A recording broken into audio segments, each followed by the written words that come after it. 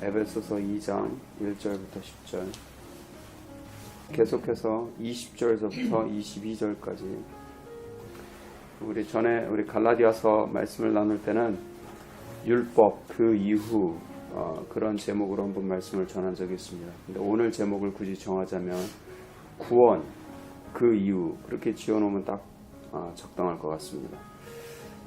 그래서 우리가 예수님을 믿음으로 구원을 얻었어요. 근데 그 믿음 자체가 하나님이 주시는 은혜, 선물이기 때문에 전적인 은혜로 우리가 구원을 얻었다.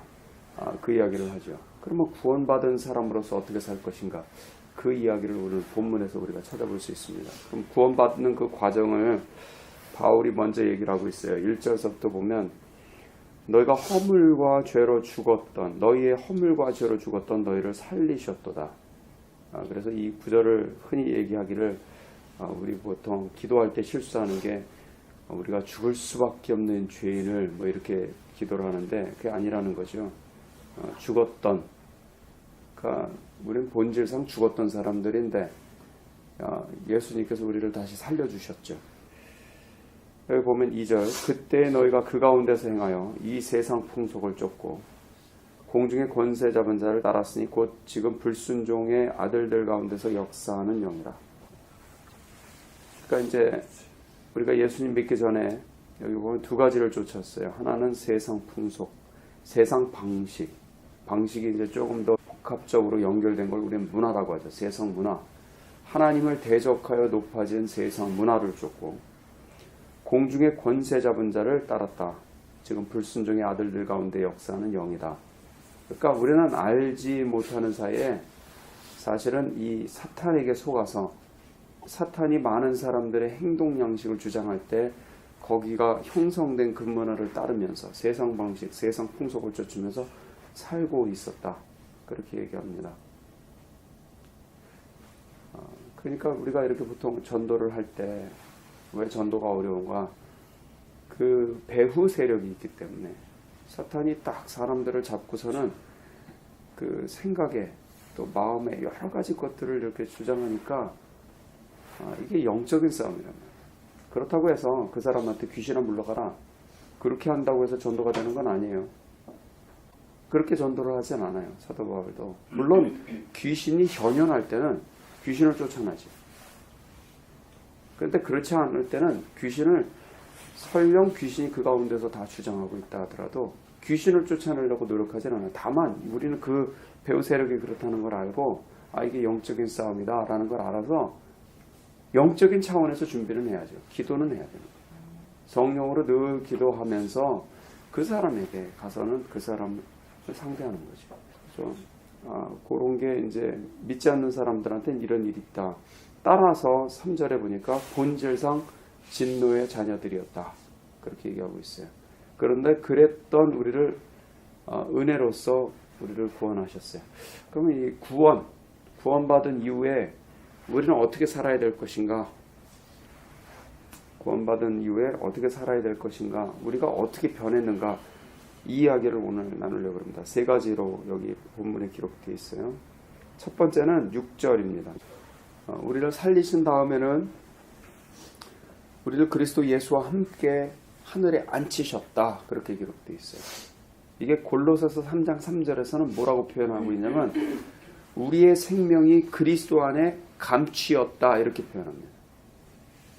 그러니까 우리가 지금 이 땅을 살지만 사실상 우리의 실체, 우리의 생명되는 실체는 지금 그리스도 예수와 함께 하나님이 하늘에 앉히셨다는 거예요. 이게 이해가 잘 안 가죠. 이렇게 하면은 이해가 되게 좋더라고요. 그러니까 우리의 생명이 그리스도와 함께 하늘에 앉혔다라는 그 표현을 어떻게 이해하면 좋으냐면 저는 예전에 이 말씀을 놓고 기도할 때 도마뱀이 떠올랐어요. 도마뱀을 보면 이렇게 도마뱀 혹시 보신 적 있는지 모르겠지만 저는 어렸을 때 본 적이 있거든요. 그래서 제가 신기해서 잡았어요. 꼬리를 잡았는데 진짜로 꼬리를 툭 끊고 도망가더라고요. 꼬리가 이렇게 제 손에 잡혀 있는데 도마뱀은 멀쩡히 가요. 근데 제가 나중에 책을 찾아보니 그 꼬리가 재생된다 그러더라고요. 조금씩 더 자란대. 딱 그겁니다. 도마뱀은 꼬리를 끊어도 죽지 않아요. 왜냐하면 생명이 꼬리에 있지 않기 때문에. 그러니까 우리도 마찬가지로 이 땅에서 살아서 내가 이 땅에 있는 것 같지만 실제로 나는 어디에 있냐면 이 실체는 지금 예수 그리스도와 함께 하나님 우편에 앉아 있단 말이에요. 그렇게 성경은 얘기하고 있어요. 그 영화 중에 매트릭스라는 영화를 보면 딱 그 비슷한 모티프가 나오는 것 같아요. 거기 보면 실제 사람은 기계 안에 이렇게 가지고 잡혀 있는데 여기에 플러그인 돼 가지고 그 머리에 오는 자극으로 인해서 보는 세상, 그 소프트웨어를 통해서 이렇게 보는 세상, 그걸 매트릭스라고 그러잖아요. 근데 그게 실체처럼 생각하고 산단 말이에요. 우리가 마찬가지입니다. 우리가 이 땅에 살고 있지만 이 땅을 위해서 사는 존재가 아닌 이유는 우리의 실체는 이미 그리스도와 함께 하늘에 있기 때문에. 그래서 이 땅에서 사는 동안에 이 땅을 위해서 살지도 않고요. 세상 사람들과 같이 이 땅이 마치 종착역인 것처럼 여기서 막 쾌락을 누리라고 살지도 않고 기꺼이 핍박도 받을 땐 받고 그래도 괜찮은 거예요. 왜냐하면 우리의 실체는 하늘에 있기 때문에. 그게 첫 번째 사도 바울이 우리에게 가르쳐주는 거예요. 그 다음에 두 번째는요. 10절이에요. 그러니까 은혜로 구원을 받은 이후에 우리는 그의 만드신 바라 그리스도 예수 안에서 선한 일을 위하여 지으심을 받은 자니 이 일은 하나님이 전에 예비하사 우리로 그 가운데서 행하게 하려 하심이니라. 그러니까 예수 안에서 선한 일을 위하여 지으심을 받았다. 그러니까 이제 구원 이후에 우리가 해야 될 거는 이미 우리를 위하여 예비하신 선한 일을 찾아 그 선한 일을 하는 것이라는 거죠. 이게 우리를 위해서 예비가 되어 있다 그랬잖아요. 그러니까 구원도 예비가 되어서 우리가 구원을 받았던 것처럼 우리 각 사람에게 하나님께서 예비하신 선한 일이 있다. 성경이 얘기하는 겁니다. 하나님의 일이라는 게 딱 알아서 하나님의 일을 선택해서 하는 건 아니에요. 때로는 그냥 하다 보면 하나님의 일을 발견하기도 합니다. 그 일이 중요하다는 거죠. 그래서 우리한테 여기 보면 예수 안에서 선한 일을 위하여 지으심을 받은 자다. 그래서 선한 일이 예비가 돼 있을 거 아닙니까? 그거 기도해야죠. 기도해서 그 일을 하나님 나에게 달라고, 내가 그 일을 할 수 있게 해달라고 그렇게 기도해야 합니다.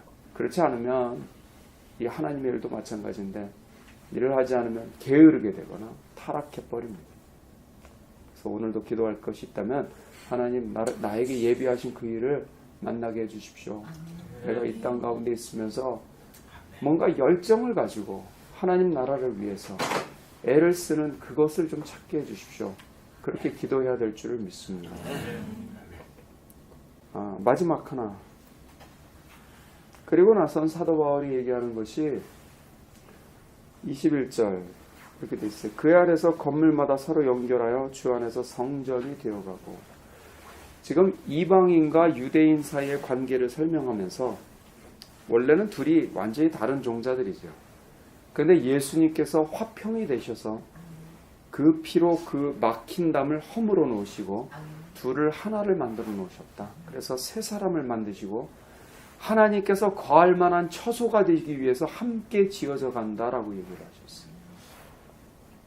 이게 세 번째, 구원 얻은 사람들이 누려야 되는, 또 해야 되는 일이에요. 우리는 성전이 되어 간다는 거예요. 예수님이 친히 모퉁이 돌이 되시고 사도들과 선지자들이 터를 닦은 후에 우리가 서로 연결될 때, 그럴 때 건물마다 서로 지어져 가고 거기에 하나님이 거할 만한 처소가 된다. 성전이 된다는 거예요. 그래서 성전을 신약에선 두 가지 차원에서 얘기해요. 하나는 우리 각 사람의 몸이 성전이다 라고 얘기를 하고, 또 하나는 이렇게 믿는 사람들이, 예수님을 믿는 사람들이 예수님 안에서 서로 연합하고 화합하고 연결될 때 그 가운데 하나님의 성령께서 임하시는 거죠. 그게 성전인 거예요. 예수님 안에서 다 연결되어야 되는 거예요. 이 세 가지 말씀 기억하시고 오늘 아침에도 내 생명이 하나님 우편에 있구나 확인하시고 하나님 나를 위해서 예비하신 그 일을 주님 찾게 도와달라고 얘기하시고 우리가 서로 연합되고 연결될 때 그것이 바로 하나님이 거하실 만한 성전이 된다라는 것. 그래서 교회마다 지금 싸우고 갈라져 있는 사건들을 놓고 우리 좀 중보하면 좋을 것 같아요. 하나님, 우리가 예수 안에서 다 서로 연합되고 화합할 수 있게 해주세요. 막힌 담을 예수님이 피로 허물어 놓으셨는데 우리 그것들을 다시금 회개합니다. 우리 한국교회가 새로워져서 서로 연합하고 화합할 수 있게 해주세요. 놓고 기도하실 수 있게 바랍니다.